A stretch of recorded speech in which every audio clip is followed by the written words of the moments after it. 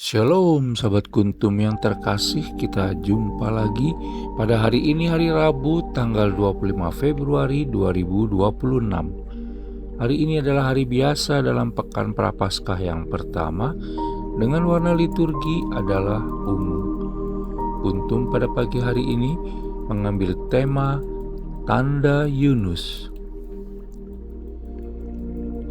Struktur bacaan kita pada pagi hari ini terdiri dari bacaan pertama yang diambil dari kitab Yunus 3 ayat 1 sampai dengan 10, Mazmur tanggapan diambil dari kitab Mazmur 51 ayat 3 sampai dengan 4, 12 sampai dengan 13, dan ayat 18 sampai dengan 19. Bait pengantar Injil diambil dari kitab Yoel 2 ayat 12 sampai dengan 13, dan bacaan Injil pada pagi hari ini diambil dari Injil Lukas 11 ayat 29 sampai dengan 32. Bacaan Injil pada hari ini dapat kita baca pula dalam Injil Matius 12 ayat 38 sampai dengan 42. Bacaan Injil pada hari ini sama dengan bacaan Injil pada hari Senin tanggal 11 Oktober 2021, Senin tanggal 12 Oktober 2020, dan Rabu tanggal 13 Maret 2019.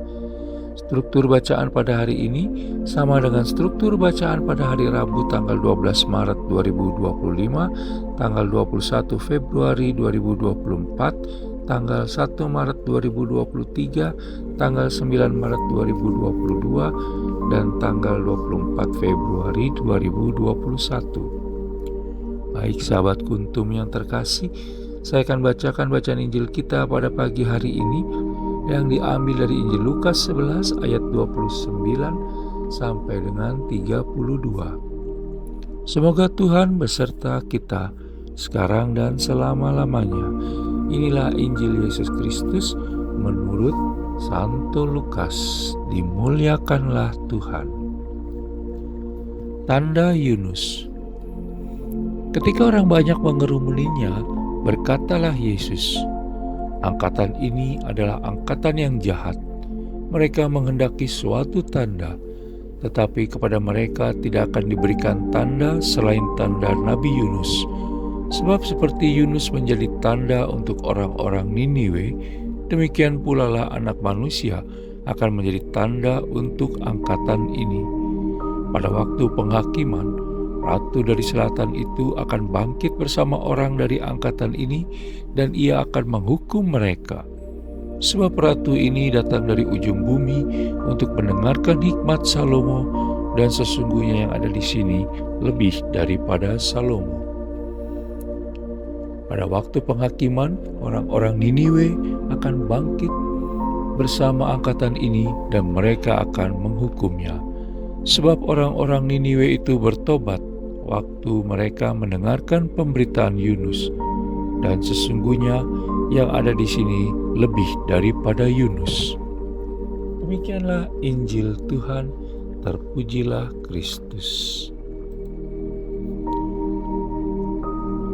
Sahabat Kuntum yang terkasih, sebelum kita lanjutkan renungan kita pada pagi hari ini, jangan lupa untuk menekan tombol like dan subscribe yang ada di bawah video Kuntum ini, agar Kuntum dapat terus berkembang, bermanfaat, dan mencerahkan sesama kapanpun dan dimanapun.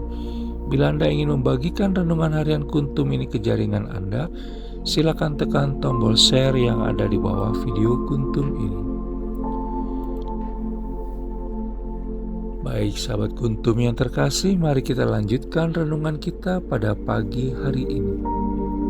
Sama seperti kisah orang-orang Farisi pada Injil Markus 8 ayat 11 sampai dengan 13 yang menjadi bacaan Injil pada hari Senin tanggal 16 Februari 2026, 9 hari lalu, maka pada bacaan Injil hari ini yang diambil dari Injil Lukas 11 ayat 29 sampai dengan 32, kembali kita menemui kisah bagaimana orang-orang yang mengerumuni Yesus Kristus meminta suatu tanda kepadanya.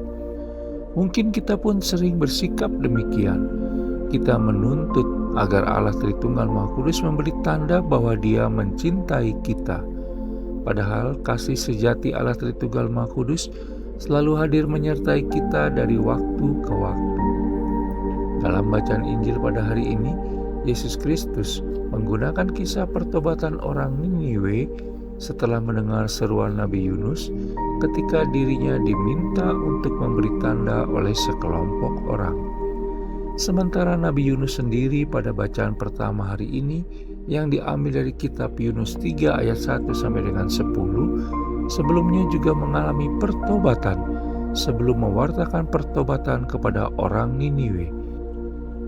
Kita bisa baca dalam kitab Yunus 1 ayat 1 hingga kitab Yunus 3 ayat 10. Kisah pertobatan lainnya yang cukup terkenal adalah tentang perumpamaan kembalinya anak yang hilang. Kita bisa baca dalam Injil Lukas 15 ayat 11 sampai dengan 32. Yesus Kristus tidak pernah membenci kita. Sebaliknya, Yesus Kristus begitu sangat mengasihi kita. Perkataan Yesus Kristus dalam bacaan Injil pada hari ini merupakan teguran kepada kita untuk bertobat.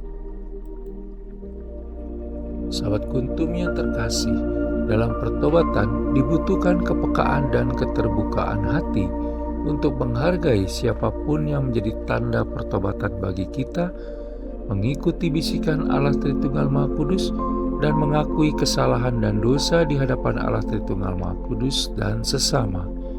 Kitab suci mengenal pertobatan terhadap diri sendiri, Allah Tritunggal Maha Kudus, dan sesama dalam 3 bentuk, yaitu puasa, doa, dan sedekah.